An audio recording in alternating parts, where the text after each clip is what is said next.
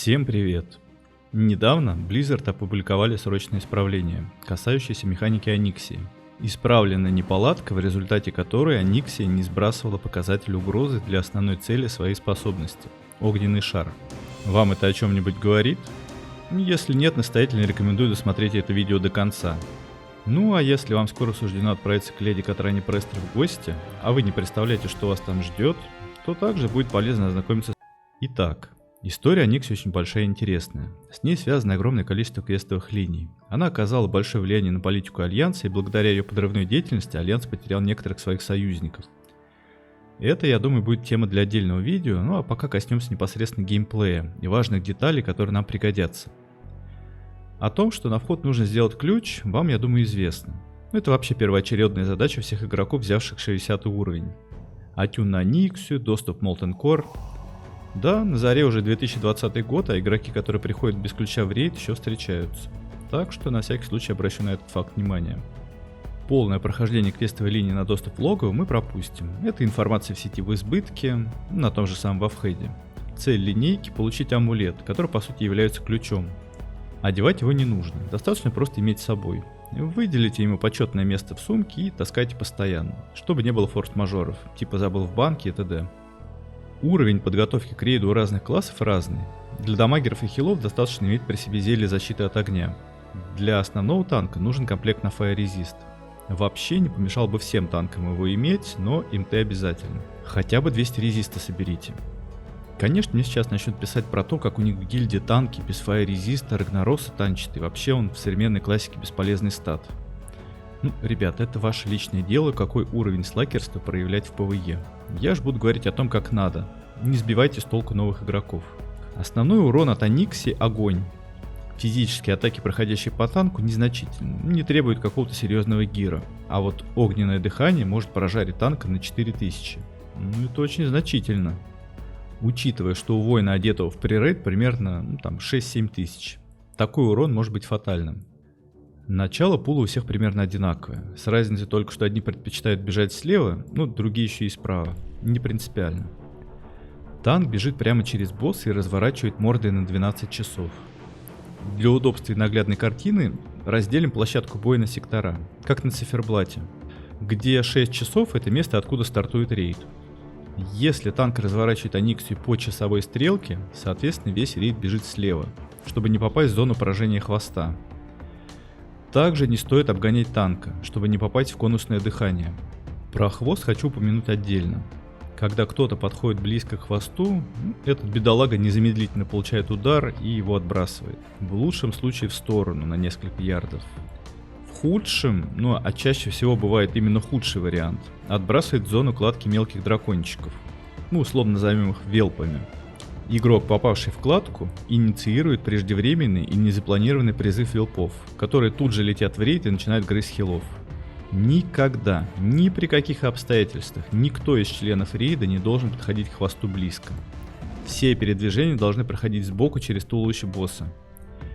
Если вам так приспичило, лучше пробегите через морду дракона, сдохните от дыхания, чем вас отбросит ударом хвосту, и благодаря этому велпы создадут рейде лишние проблемы. Танк разворачивает босса мордой на 12 часов и отводит до упора к стене. Важно при этом не вертеть босса, чтобы ненароком не развернуть хвостом в рейд, и кто-то из опоздавших не попал под удар. Рейд пробегает с левой стороны и располагается у правого бока босса. Во время перебежки настоятельно советую не навешивать хоты, щиты на танка, воинам не прожимать Blood Rage, прочие агрогенерящие способности, которые могут заставить босса пойти не на танка, а на вас. Радиус агро у босса большой, поэтому это еще одна причина не бежать впереди танка. Отдельная информация для хантов. Сколько раз я замечал, что ваши петы, пробегая рядом с кладкой яиц, цепляют несколько велпов. Обратите на это внимание и примите к сведению. Возможно, вам не нужно так близко бежать к стене или призовите пета потом, это уж сами думайте как лучше. Начинается первая фаза. Она длится до того, пока босса не опустит до 65%. Рейд осторожно начинает наносить урон. В начале крайне противопоказано прожимать какие-либо бурсты и вливать дамаг на все бабки. На этой фазе самое опасное, что вы можете сделать, это переагрить Аниксию. Опасность срыва агро чревата не только потерей рейдом одного бестолкового дамагера, но и при срыве босс, разворачиваясь в рейд, может не отдохнуть и положить множество невидных душ. От дыхания может спасти зелье защиты от огня. Но это не самое страшное. Кроме этого, у дракона есть способность рассечения крылом, который, нанося урон, отбрасывает всех, кто стоит перед мордой, назад. А часть игроков может отбросить к вилпам. Как я уже говорил, незапланированные вилпы создадут дополнительные проблемы, вплоть до вайпа всего рейда. Дамагеры аккуратно наносят урон, поглядывая в КТМ и стараются не приближаться к опасному порогу агро. Но и в этом случае у дамагеров должен быть значительный запас до переагривания. Босс, применяя удар крыла по танку, также отбрасывает его назад, и отлетая, танк теряет значительное количество агро. ДД могут видеть, что до срыва есть запас, но при отбрасывании этот запас уменьшается, а аддон, может это просто не показать. Поэтому не нужно дышать прям в затылок танку и наносить урон по максимуму. Кастерам можно бить вандами, милишникам не переходить на желтые атаки раньше времени. Первая фаза протекает быстро, запредельный ДПС тут не нужен. Дамаг, кроме танка, в теории никто получать не должен. Дамагерам должно быть страшно не то, что они не окажутся в топе по рекаунту, а то, что не дай бог переагрят. За низкий урон на первой фазе вас никто не осудит, а вот за срыв можно услышать много теплых слов от РЛ и других членов рейда. Опустив босса до 65%, начинается переход во вторую фазу. Аниксия разворачивается и с 12 часов идет на 6 часов и оттуда взлетает. Вот тут всем дамагерам можно оторваться по полной. За то время, что она идет к месту взлета, расчехляем все наши кулдауны и вливаем дамаг по полной. У нас есть примерно 5-6 секунд до взлета, за это время надо нанести максимальный урон. Ну а вторая фаза уже не такая простая, как первая, тут надо вертеть башкой на все 360. После взлета танки разбегаются по назначенным местам и дежурят возле кладок яиц, с которых начинают вылетать вилпы. Примерно по 4 особи за раз. Танки цепляют вилпов, милишники их вырезают. РНГ на вилпов не отвлекаются и все это время наносят урон по Аниксии. Важно перевести бой в третью фазу как можно быстрее и посадить ее раньше, чем она дыхнет. Если ДПС хороший, она может и не дыхнуть вообще, что является идеальным вариантом развития событий. Но давайте будем рассчитывать на самое плохое, что может случиться. Босс летает по комнате и зависает в 8 разных секторах. Из каждого из этих секторов она может дыхнуть. Дыхание — это большой урон по площади от огня, спастись от которого можно в отдельных безопасных зонах. Рекомендуется специально обученному человеку озвучивать сектора, в которых она зависает, чтобы игроки знали безопасные зоны, где можно оперативно укрыться. На схеме эти зоны показаны наглядно. Если она дышит с 6 часов, соответственно сейф-зона 3 и 9 часов. Если с 3 часов, то безопасное место 6 и 12 часов. То же самое по диагонали. О том, что она собирается дыхнуть, ДБМ, например, сообщает заранее. И у игроков есть несколько секунд перебежать сейф-зону. ГФПП очень может выручить в этот сложный период. Если по каким-то причинам вы не успели перебежать, то хотя бы останетесь живы. Сразу после того, как защита от огня слетает, пейте новую банку и обновляйте эффект. Маги могут спрятаться в ледяные глыбы, паладины забаблятся, если уж совсем не успели. В те самые древние времена, когда игроки не знали большинство механик Аниксии, считалось, что для того, чтобы избежать дыхания, нужно обвешать Оню дотами по максимуму. Да и сами близы подыграли этим слухам. Позже они признали, что дыхание Аниксии на второй фазе — это чистейший рандом, и количество дотов на это никак не влияет. Эта незамысловатая тактика все равно плотно прижилась у игроков. Я до сих пор встречаю гильдии, которые следуют этой схеме. Возможно, она верна, может быть, я ошибаюсь. Теперь самое интересное. Огненные шары, о которых шла речь в начале. С определенным интервалом Аниксия выбирает рандомного игрока и бросает в него шар, который наносит около 2000 урона и дезориентирует игрока на несколько секунд. Кроме этого, шар наносит АОЕ урон всем игрокам, которые стоят ближе 8 ярдов к основной цели. ДБМ это анонсит и объявляет игрока, в которого полетит шар, с тем, чтобы остальные успели от него разбежаться. С точки зрения ДБМ попасть под эффект шара — это плохо. Но тут есть один нюанс. Многие из нас пришли с пиратских серверов и помнят, как там работала Аниксия. То есть при достижении 40% она садилась и полностью сбрасывала агро, после чего танк ее подхватывал и отводил на место. Это было достаточно просто. Многие к этому привыкли, и каково было удивление, что на официальных серверах все совсем по-другому. Аниксия садится, сохраняя все агро, какое игроки набрали за весь бой. Затем она методично начинает выпиливать одного за другим. Всех по своему агросписку, пока танк не наберет необходимое количество угрозы и не поставит босса как надо. У разбойников, хантов есть возможность сбросить накопленное агро, но что делать остальным? Вот именно в этом случае помогает механика огненного шара, которым босс плюется всю вторую фазу. У игрока, который попал под шар, сбрасывается агро, и ему уже можно не бояться, что в третьей фазе его убьет. Именно этот эффект близы починили в недавнем обновлении и заставили работать как надо. До этого он работал некорректно, и основная цель, которую получал шар, сохранял накопленный уровень угрозы.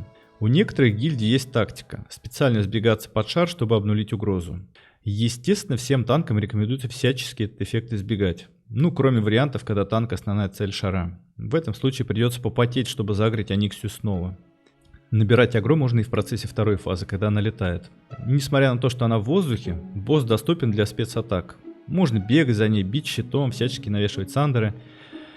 Единственное, что нельзя бить автоатакой, что затрудняет набор ярости.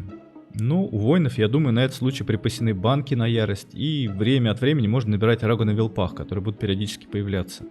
При достижении 40% начинается третья фаза. Аниксия садится. Все дамагеры стопают урон, пока танк не возьмет босса и не поставит на изначальную позицию. Сразу после того, как дракон садится, тут же проходит по рейду фир.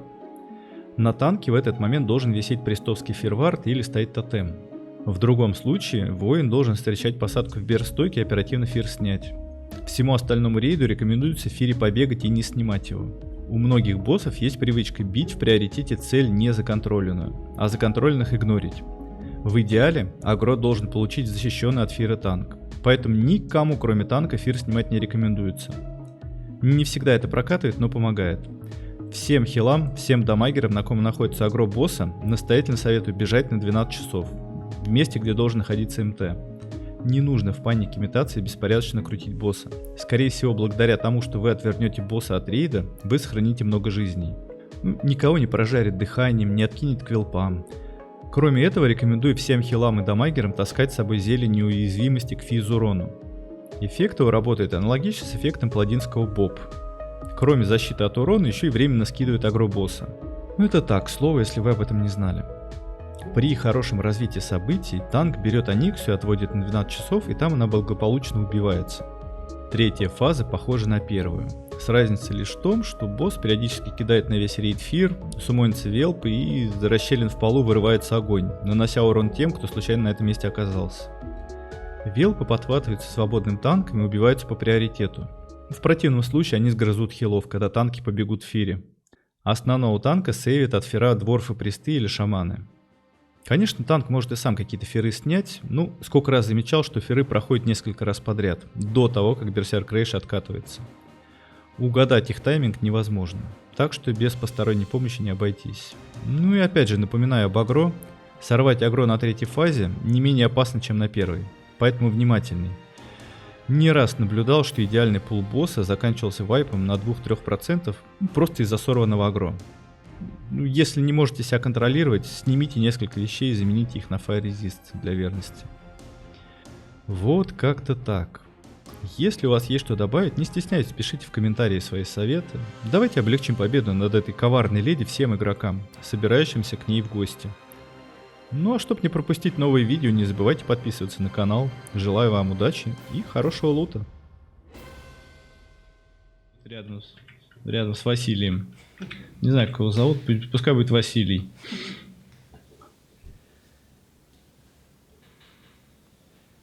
Ой, Василий, в кого превратился? Блин, где встать-то?